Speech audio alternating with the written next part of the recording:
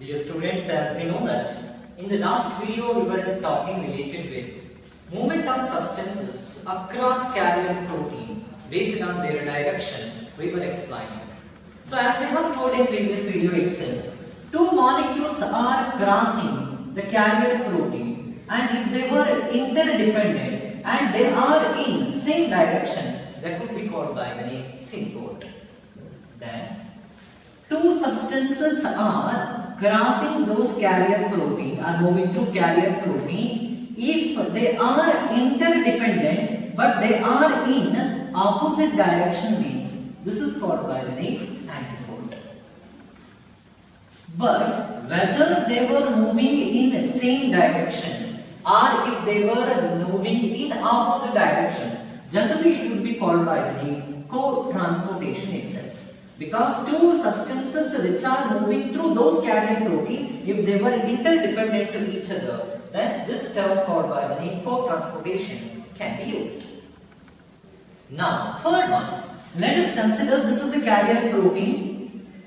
Through this carrier protein, one substance which is moving, which is completely independent of moving of another substance, means then it is to be called by the name uniport. Movement of a substance through carrier protein which is completely not at all dependent on the movement of another substance. ಬೇರೆ substance ಯಾವುದು move ಆಗುತ್ತೆ, ಹೇಗೆ move ಆಗುತ್ತೆ ಅನ್ನೋದ್ರ ಬಗ್ಗೆ ಯಾವುದೇ ತರದ link ಇಲ್ಲ, ಇಂಡಿಪೆಂಡೆಂಟ್ ಆಗಿ ಮೂವ್ ಆಗ್ತಿದೆ one substance through carrier protein ಅನ್ನೋದಾದ್ರೆ ಇದನ್ನ ನಾವು ಯೂನಿಪೋರ್ಟ್ ಅಂತ ಕರಿತೀವಿ. Two substances which are crossing the membrane both are dependent to each other, moving in same direction, that is symport. Two substances which are moving, they are interdependent but they are moving in opposite direction, that is said to be antipode.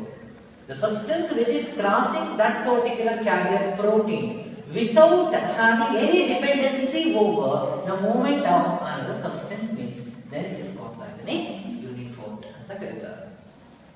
ಈ general ಆಗಿ ನಿಮಗೆ ಸಿಂಪೋರ್ಟ್ ಗೆ ಯೂನಿಪೋರ್ಟ್ ಗೆ ಹಾಗೆ ಆಂಟಿಪೋರ್ಟ್ ಗೆ example ಅನ್ನು ನೋಡೋದಾದ್ರೆ ಈ ಗಟ್ ಲೈನ್ ನಲ್ಲಿ ನಾವು ಪ್ಲಾಂಟ್ಸ್ ಅನ್ನು ಹೇಳ್ತಾ ಇಲ್ಲ, gut line elementary canal line ಇರುತ್ತೆ, ಅಲ್ಲಿ ಸೋಡಿಯಂ ಮತ್ತೆ ಗ್ಲೂಕೋಸ್ ಈ ಎರಡೂ ಕೂಡ through symport mechanism only they will be moving.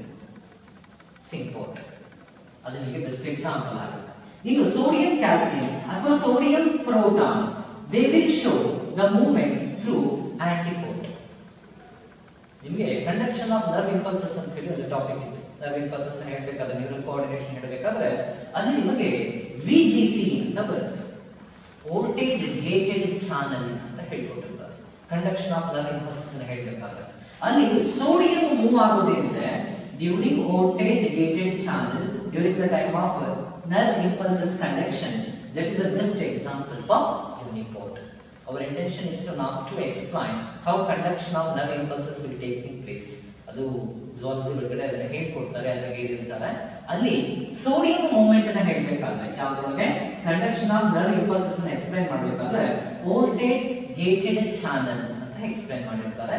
ಅದರಲ್ಲಿ ಸೋಡಿಯಂ ಮೂವ್ಮೆಂಟ್ ಅನ್ನ ನಾವು ಎಕ್ಸ್ಪ್ಲೈನ್ ಮಾಡೋದಾದ್ರೆ VGC ಅಂದ್ರೆ voltage gated channel of sodium.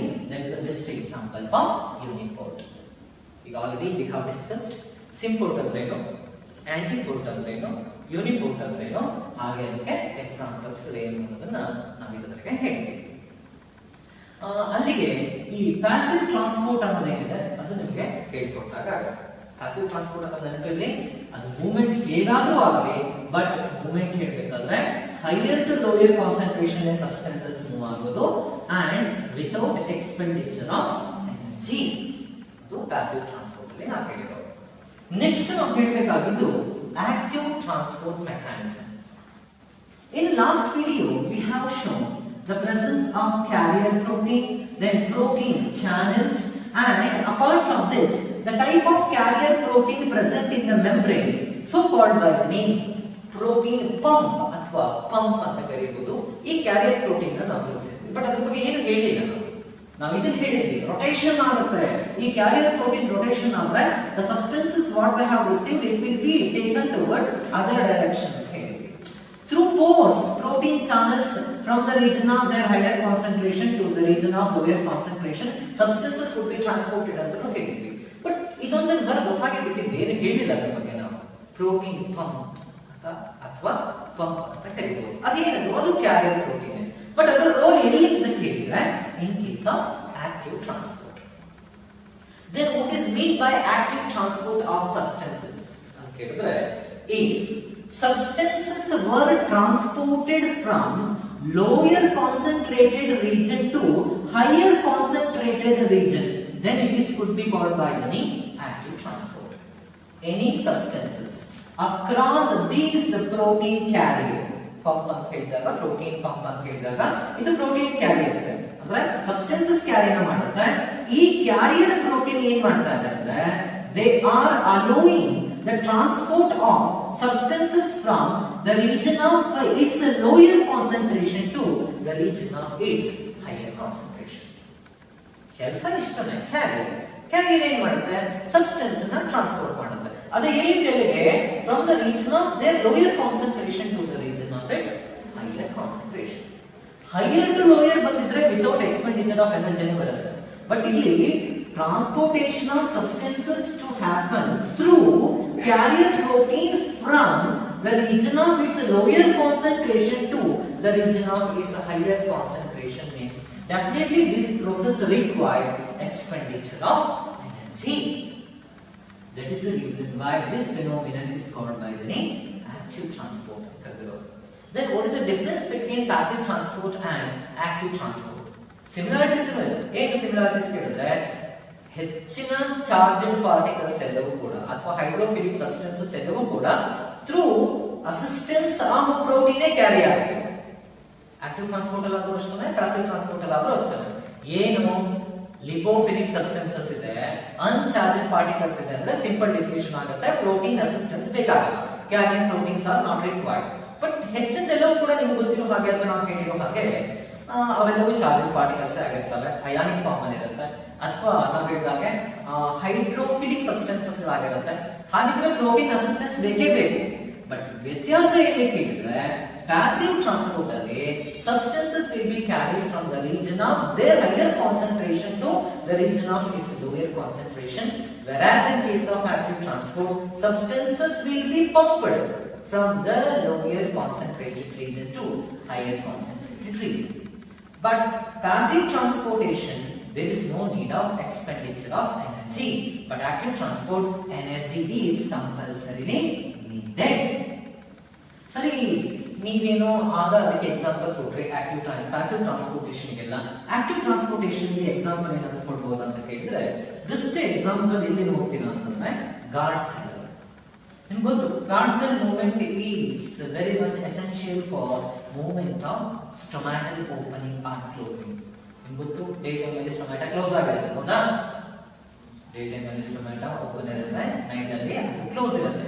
ಈ opening and closing of the ಸ್ಟೊಮ್ಯಾಟಕ್ಕೆ ಬೇರೆ ಬೇರೆ ಥಿಯರೀಸ್ ಇದೆ, ಅದನ್ನ ನಾನು ಹೇಳ್ಕೊಡ್ತೀನಿ. ಸ್ಟಾರ್ಚ್ ಹೈಡ್ರಾಲಿಸಿಸ್ ಥಿಯರಿ ಅಂತಿದೆ, ಪೊಟ್ಯಾಷಿಯಂ ಪಂಪ್ ಥಿಯರಿ ಅಂತ ಇದೆ, ವಿಸಿಟ್ ವೈಡ್. ಸೊ ಅದನ್ನೆಲ್ಲ ಮುಂದೆ ಹೇಳೋಣ. ಬಟ್ ಅದೇನೇ ಇರಲಿ, guard cell movement is important for opening and closing of the stomata. ಈ ಗಾರ್ಡ್ ಸೆಲ್ಸ್ ಓಪನಿಂಗ್ ಮತ್ತೆ ಕ್ಲೋಸಿಂಗ್ ಅನ್ನ ನಾವು ಎಕ್ಸ್ಪ್ಲೈನ್ ಮಾಡಬೇಕಾದ್ರೆ ಬೇರೆ ಬೇರೆ ಥಿಯರೀಸ್ ಅನ್ನ ಹೇಳ್ತೀನಿ.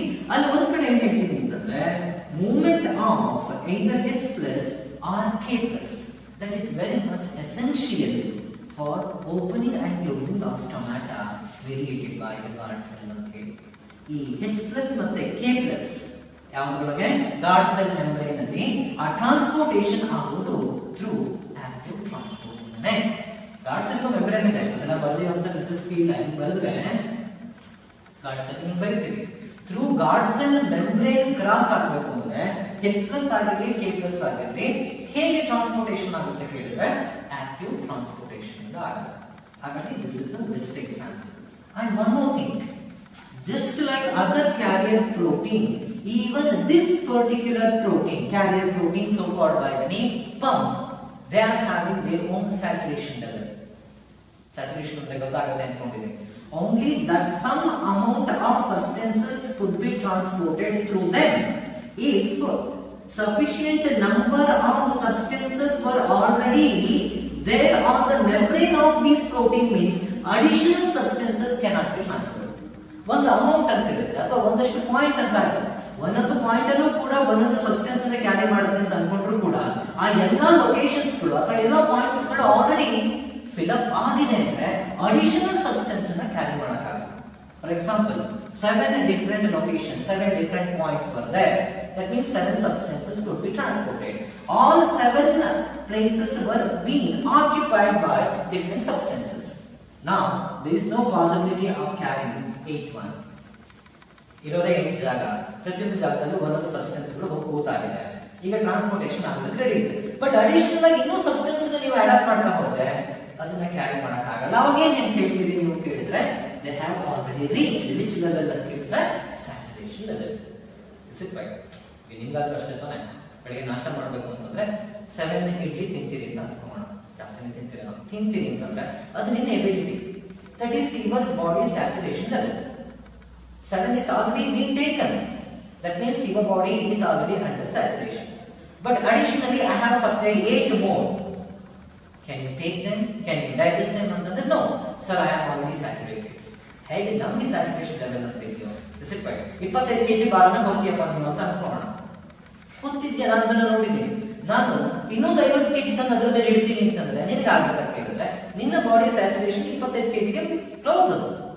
ಹಾಗೆ ನೆಕ್ಸ್ಟ್ ಸ್ಪೆಸಿಫಿಸಿಟಿ ಇದೆ. That means any protein, that means pump carrier ಬಗ್ಗೆ ನಾವು ಮಾತಾಡ್ತಾ ಇರೋದು, they are having their own specific substances, those only will be carried. Here all the type of substances would be carried by protein carriers, so called by the name pump and ಹೇಳಿಲ್ಲ. There are certain substances which are specifically made for this particular carrier protein, those only will be carried. That means each carrier protein, they are highly specific with respect to their substances which are to be transported. ಯಾವುದೇ ಒಂದು carrier protein ಯಾವ substance ಗಳನ್ನ membrane cross ಮಾಡಿ ಹೊರಗಡೆ ಕಳಿಸಬೇಕು ಅನ್ನೋ ವಿಚಾರದಲ್ಲಿ ಅದು ತುಂಬಾ ಸ್ಪೆಸಿಫಿಕ್ ಆಗಿರುತ್ತೆ, ಅವಷ್ಟೇ ಅಲ್ಲಿ ಟ್ರಾನ್ಸ್ಪೋರ್ಟೇಷನ್ ಆಗುತ್ತೆ. ಇದಿಷ್ಟು ಪ್ಯಾಸಿವ್ ಟ್ರಾನ್ಸ್ಪೋರ್ಟ್ ಅಂದ್ರೆ ಏನು, ಆಕ್ಟಿವ್ ಟ್ರಾನ್ಸ್ಪೋರ್ಟ್ ಅಂದ್ರೆ ಏನು, ಅದರಲ್ಲಿ ಸಿಂಪಲ್ ಡಿಫ್ಯೂಷನ್ ಅಂದ್ರೆ ಏನು, ಫೆಸಿಲಿಟೇಟೆಡ್ ಡಿಫ್ಯೂಷನ್ ಅಂತಂದ್ರೆ ಏನು, ರೆಸಿಪ್ರೈಡ್ ಅಥವಾ ಬೇಸ್ಡ್ ಆನ್ ಡೈರೆಕ್ಷನ್ಸ್, ಇನ್ಪೋರ್ಟ್ ಅಂದ್ರೆ ಏನು, ಎಲಿಪೋರ್ಟ್ ಅಂದ್ರೆ ಏನು, ಆಂಟಿಪೋರ್ಟ್ ಅಂದ್ರೆ ಏನು, ಎಕ್ಸಾಂಪಲ್ಸ್ ಏನು, ಆಕ್ಟಿವ್ ಟ್ರಾನ್ಸ್ಪೋರ್ಟ್ ಅಂದ್ರೆ ಏನು, ಇದೆಲ್ಲ ನಮಗೆ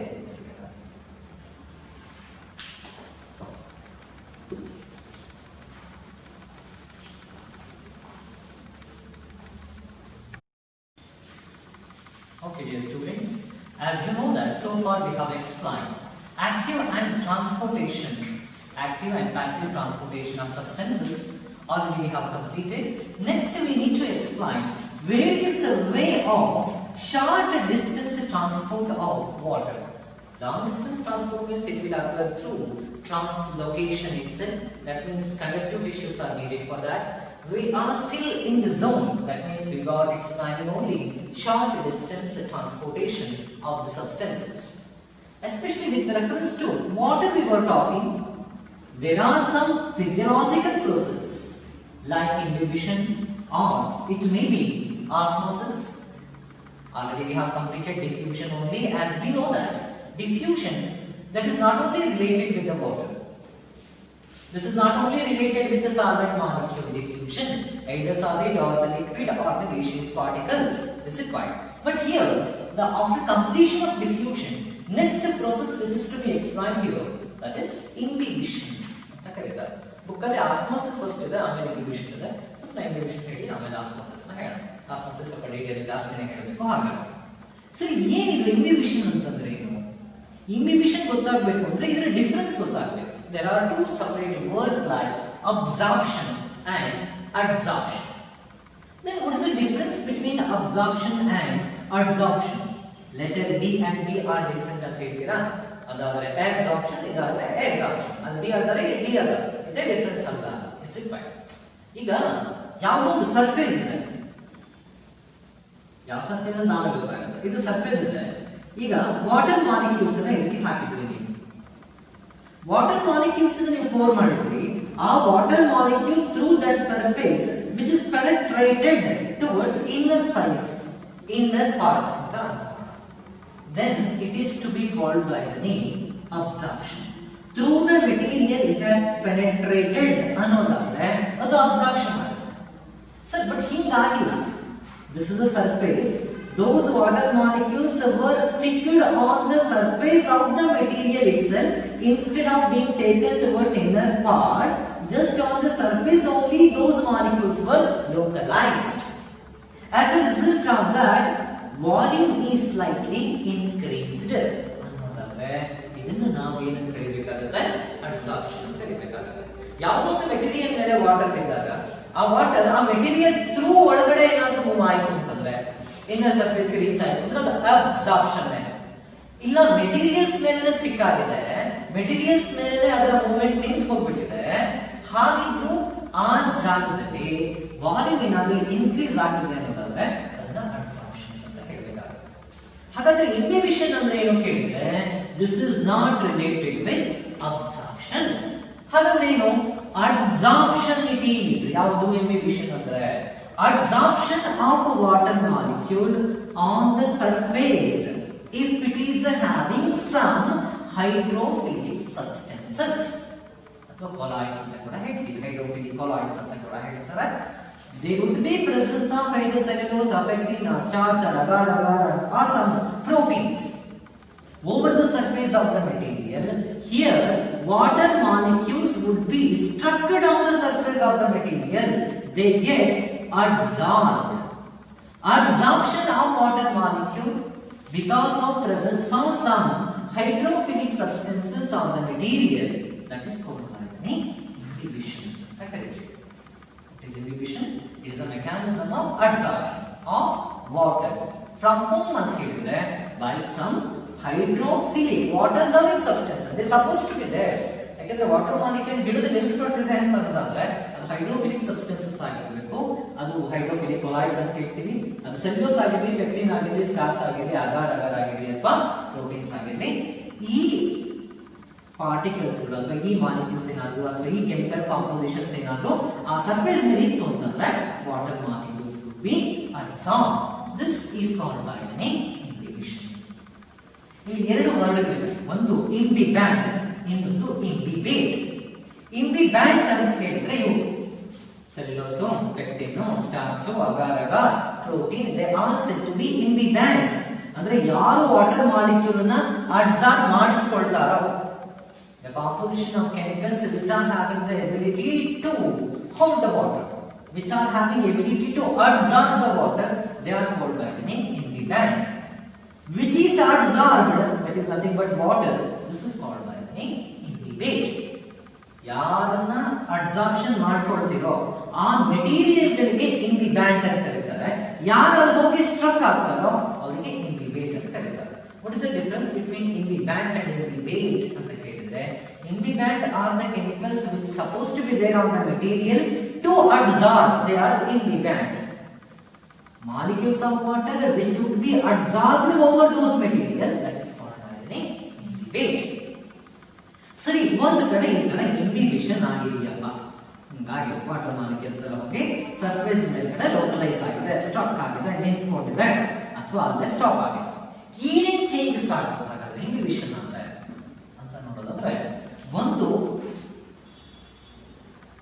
ಹೀಟ್ ಲಿಬರೇಟ್ ಆಗುತ್ತೆ ಇಂಬಿಬಿಷನ್ ಆದಲೆಲ್ಲ. ಯಾಕೆ ಹೀಟ್ ಲಿಬರೇಷನ್ ಆಗುತ್ತೆ?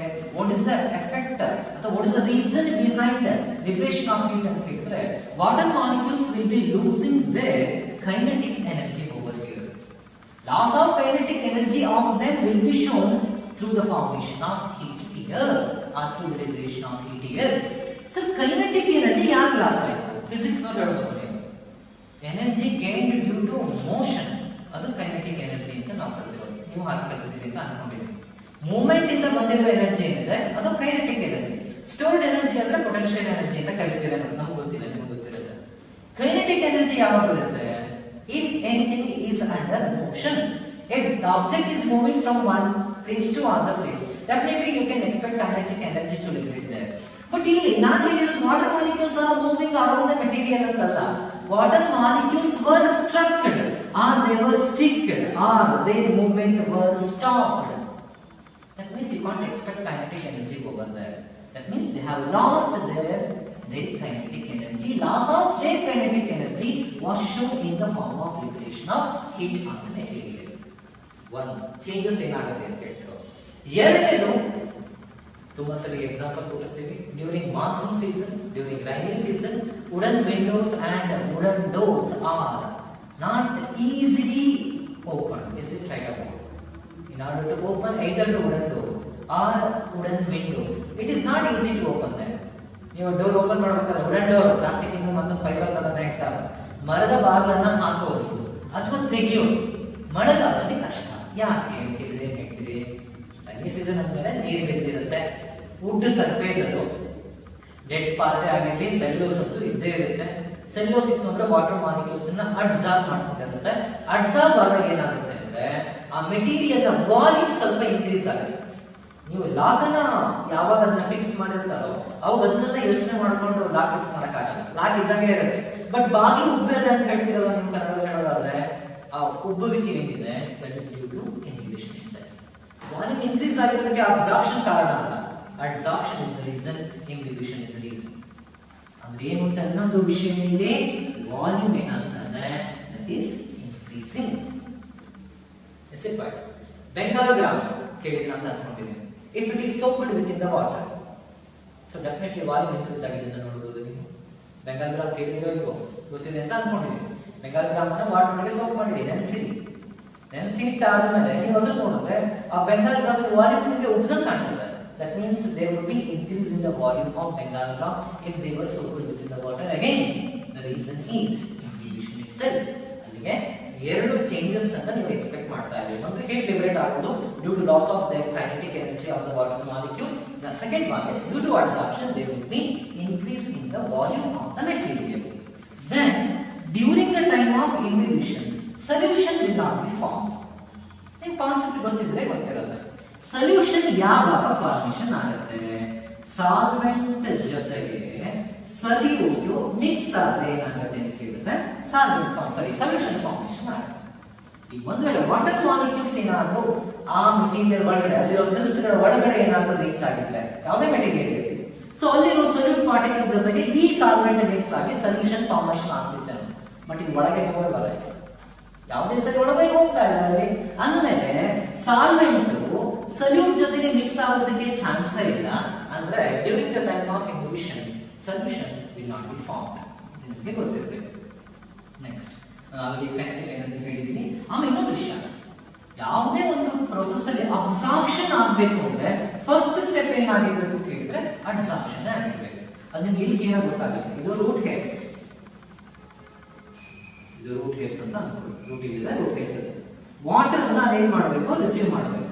ಅಲ್ಲಿ ರೂಟ್ ಅಲ್ಲಿ ಕೂಡ ಕಂಡಕ್ಟಿವ್ ಟಿಶ್ಯೂ xylem ಇದೆ, ಹಾಗೆ xylem ಆಫ್ ದ ರೂಟ್ ಏನ್ ಮಾಡಬೇಕು, ವಾಟರ್ ನ ಅಬ್ಸಾರ್ಪ್ಷನ್ ಮಾಡ್ಕೋಬೇಕು. ಸರಿ, ಅಬ್ಸಾರ್ಪ್ಷನ್ ಆಗ್ಬೇಕಾದ್ರೆ first water molecules they should bind themselves firmly over the surface of the root hair. ಹೌದಲ್ವಾ? ರೂಟ್ ಹೇರ್ ಇತ್ತು ಅಂತಂದ್ರೆ ರೂಟ್ ಹೇರ್ ಫಸ್ಟ್ ಏನಾಗಬೇಕು, ಅಡ್ಸಾರ್ಬ್ ಆಗಬೇಕು. ಅಡ್ಸಾರ್ಬ್ ಆದ್ರೆ ಏನಾಗುತ್ತೆ, ಅಬ್ಸಾರ್ಪ್ಷನ್ ಆಗುತ್ತೆ. ಹಾಗಾಗಿ first physical process just before absorption ಅಂತಂದ್ರೆ that should be absorption itself. First absorption ಆದರೆ naturally absorption ಆಗುತ್ತೆ. Next upward conduction of water ಆಗುತ್ತೆ ಶುರುವಾಗುತ್ತೆ. ಆಮೇಲೆ for inhibition leaving cells are not compulsory needed. leaving cells ಬೇಕು ಅನ್ನೋದಾದ್ರೆ ವುಡನ್ ಡೋರ್ ಅಲ್ಲಿ ಯಾಕೆ inhibition ಆಗಿರೋದು, ಅಲ್ಲಿ ಕಂಡೀಷನ್ ಏನು ಅಂತಂದ್ರೆ for inhibition leaving cells are not compulsorily needed because dead cells also can perform these inhibition activities. Then any material, if there would be inhibition, that means if there would be adsorption of water molecule, high pressure, severe pressure will be created. The pressure which is created on the material due to inhibition, this is called by the name inhibitional pressure ಅಂತ ಕರೀತಾರೆ. Last time ಕೂಡ ನಾನು ಅದನ್ನ ಹೇಳಿದ್ದೆ. For example ಇದೊಂದು rock ಅಂತ ಅನ್ಕೊಳ್ಳೋಣ, rock ಅಂತ ಅನ್ಕೊಳ್ಳಿ. ಈ ರಾಕ್ ಅಲ್ಲಿ ಸಣ್ಣ ಕ್ರವೈಸಸ್ ಇತ್ತು, ಅಂದ್ರೆ ಸಣ್ಣ ಹೋಲ್ ರೀತಿ ಇತ್ತು. ನಾನು ಅದಕ್ಕೆ ಏನ್ ಮಾಡ್ತಿದ್ದೀನಿ, ಒಂದು ವುಡ್ ಪೀಸ್ ಅನ್ನ ತಂದು ಅದಕ್ಕೆ ಫಿಕ್ಸ್ ಮಾಡ್ತಾ ಇದ್ದೀನಿ. ಯಾವುದಕ್ಕೆ? ಆ ರಾಕ್ ಅಲ್ಲಿ ಹೋಲ್ ಇತ್ತು ಅಂತ ಅನ್ಕೊಳ್ಳೋಣ, ಕ್ರವೈಸಸ್ ಅಂತ ಹೇಳ್ಬೋದು, ಪೋಲ್ಸ್ ಅಂತ ಅನ್ಬೋದು. ಅದಕ್ಕೆ ನಾನು ಮರದ ಪೀಸ್ ಅನ್ನ, ವುಡ್ ಪೀಸ್ ಅನ್ನ ನಾನು ಇನ್ಸರ್ಟ್ ಮಾಡಿದ್ದೀನಿ. ಅದು ಹ್ಯಾಂಗ್ ಮಾಡ್ತೇನೆ, ಹ್ಯಾಂಗ್ ಹಾಕೊಂಡು ಹೊಡೆದಿದ್ದೀನಿ, ಫಿಕ್ಸ್ ಆಗಲಿಕ್ಕೆ ಹೊಡೆದಿರೋದು. ನೆಕ್ಸ್ಟ್ ನಾನು ಇದಕ್ಕೆ ಏನ್ ಮಾಡ್ತೀನಿ ಅಂದ್ರೆ ಈ ವುಡನ್ ಪೆಗ್ ಏನಿದೆ ಅಥವಾ ವುಡನ್ ಪಾರ್ಟ್ ಏನಿದೆ ಇದಕ್ಕೆ ನಾನು ವಾಟರ್ ಅನ್ನ ಪೋರ್ ಮಾಡ್ತೀನಿ. ಗೊತ್ತು ವುಡ್ ಮೆಟೀರಿಯಲ್ ಮೇಲ್ಗಡೆ ಅಡ್ಸಾರ್ಪ್ಷನ್ ಆಫ್ ವಾಟರ್ ಮಾಲಿಕ್ಯೂಲ್ ಆಗುತ್ತೆ. ಅಡ್ಸಾರ್ಪ್ಷನ್ ಆಯ್ತು ಅಂದ್ರೆ ಇದ್ರ ವಾಲ್ಯೂಮ್ ಇನ್ಕ್ರೀಸ್ ಆಗುತ್ತೆ. ಇದ್ರ ವಾಲ್ಯೂಮ್ ಇನ್ಕ್ರೀಸ್ ಆಗೋದ್ರ ಜೊತೆಗೆ ಮೆಟೀರಿಯಲ್ ಮೇಲೆ ಏನಾಗುತ್ತೆ, severe pressure will be created. Enormous pressure will be created. That pressure is enough to break this rock also. That much of severe pressure will be created during the time of inhibition. ಇದಕ್ಕೆ reference ಆಗಿ ನೋಡೋದಾದ್ರೆ Bosco book ಏನಿದೆ, first year Bosco biology book ಕೊಟ್ಬಿಟ್ರೆ ಇದ್ರ ಬಗ್ಗೆ ನಿಮಗೆ mention ಮಾಡಿದ್ದಾರೆ. ನೋಡ್ಬೇಕಾದ್ರೆ ನೋಡಿದ್ರೆ ಗೊತ್ತಾಗುತ್ತೆ ಎಷ್ಟು ಮಟ್ಟಿಗೆ ಗ್ರೇಟ್ ದಿಸ್ ಪ್ರೆಷರ್ ಅಂತ ಹೇಳಿದ್ರೆ. The severe pressure, enormous pressure will be created during the time of inhibition. That pressure, even it is enough to break off that particular rock where we have inserted a wooden plank. ಅಷ್ಟು pressure create ಆಗುತ್ತೆ. Next sir, ಇದರಲ್ಲಿ ಬೇರೆ ಬೇರೆ inhibits ಅನ್ನು ನೀವು ಬರೆದಿದ್ದೀರಿ. ಇದರೊಳಗಡೆ ಯಾವುದು maximum inhibition ಅನ್ನ ಕಾಸ್ ಮಾಡುತ್ತೆ? All the inhibitors are not having the same efficiency of causing inhibition. Ultimately ಕೆಲವರು ಜಾಸ್ತಿ ಆಗ್ಬೋದು, ಕೆಲವು ಮೆಟೀರಿಯಲ್ಸ್ ಅಲ್ಲಿ ಅಥವಾ ಕೆಲವು ಕೆಮಿಕಲ್ಸ್ ಜಾಸ್ತಿ ಇನ್ಹಿಬಿಷನ್ ಮಾಡ್ಕೊಳ್ಬೋದು. ಅದನ್ನ ನೀವು ನೋಡೋದಾದ್ರೆ ಈ ಸ್ಕೀಮ್ ನಿಮಗೆ ನೆನಪಿದೆ. ದ ಮ್ಯಾಕ್ಸಿಮಮ್ ಇನ್ಹಿಬಿಷನ್ ಆಗೋದು ಸರ್ಫೇಸ್ ಮೇಲ್ಗಡೆ ಅಗಾರ್ ಅಗಾರ್ ಏನಾದರೂ ಇತ್ತು ಅಂತಂದ್ರೆ, ಅಗಾರ್ ಎಲ್ಲಾದ್ರೂ ಇತ್ತು ಅಂತಂದ್ರೆ ಮ್ಯಾಕ್ಸಿಮಮ್ ಇನ್ಹಿಬಿಷನ್ ನ ಕ್ರಿಯೇಟ್ ಮಾಡುತ್ತೆ. ಅದನ್ನ ಬಿಟ್ರೆ ಪೆಕ್ಟಿನ್, ಅದನ್ನ ಬಿಟ್ರೆ ಸ್ಟಾರ್ಚ್, ಅದನ್ನ ಬಿಟ್ರೆ ಸೆಲ್ಯುಲೋಸ್. ನಿಮಗೆ ನೀಟ್ ರೆಫರೆನ್ಸ್ ಬುಕ್ಗಳಿದೆ, ನೀಟ್ ಬುಕ್ಸ್ಗಳಲ್ಲಿ ಇದೊಂದು ಕ್ವಶನ್ ಕೇಳಿದ್ದಾರೆ.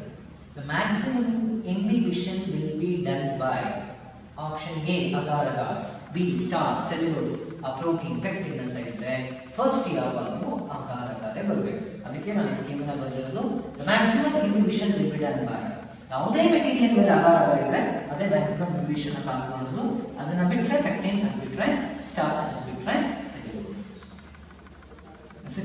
ಸೊ ಇದು ನಿಮಗೆ ಗೊತ್ತಿರಬೇಕು. ಇದು ಸ್ಕೀಮ್ ನೆನ್ಪಿಟ್ಕೊಳ್ಳೋಕೆ ಅಂತ ಶಾರ್ಟ್ ಕಟ್ ಆಗಿ ಹೇಳ್ತಿರ್ತೀರಲ್ಲ. ಈಗ ಅದಕ್ಕೆ ಸ್ವಲ್ಪ ನಿಯರ್ ಬೈ ವರ್ಡ್ ಅಂದ್ರೆ APMC ಅಂತ ಇದೆ. ಗಲಾಟೆ ಆಗ್ತಿದೆ APMC ಕಾಯ್ದೆ ಅದು ಇದು ಅಂತ. ಆ APMC ನೆನ್ಪಿಟ್ಕೊಳ್ಳೋದು. ಬಟ್ ಇಲ್ಲಿ ಎಂ ಇಲ್ಲ, ಅದರ ಬದಲಿಗೆ APSC, agar agar, pectin, starch and cellulose. Biology NEET ಅಂತಂದ್ರೆ ಶಾರ್ಟ್ ಕಟ್ ಅಂದ್ರೆ ಇವನ್ನೇ ಹೇಳ್ಕೊಡೋದು, ಗೊತ್ತಿದೆ ಅಂತ ಅನ್ಕೊಂಡಿದ್ದೀನಿ. ಮುಂದೆ ಈ ತರ ಜಾಸ್ತಿ ಹೇಳ್ಕೊಡ್ತಾ ಹೋಗ್ತೀವಿ, ಕ್ಲಾಸಸ್ಗಳು ಜಾಸ್ತಿ ಆಗುತ್ತೆ. ಸೊ ಇದಿಷ್ಟು ನಿಮಗೆ ಇನ್ಹಿಬಿಷನ್ ಬಗ್ಗೆ ತಿಳ್ಕೊಳ್ಬೇಕಾದ ವಿಷಯ. ಇನ್ನು ಪ್ಲಾಂಟ್ಸ್ ಅಲ್ಲಿ ಇನ್ಹಿಬಿಷನ್ ಯಾಕೆ ಬೇಕು, ಯಾಕೆ ಆಗಬೇಕು, ಅದನ್ನ ಜೊತೆಗೆ ಫ್ಯಾಕ್ಟರ್ಸ್ ಅಫೆಕ್ಟಿಂಗ್ ಇನ್ಹಿಬಿಷನ್ ಅನ್ನ ಎಕ್ಸ್ಪ್ಲೇನ್ ಮಾಡೋಣ.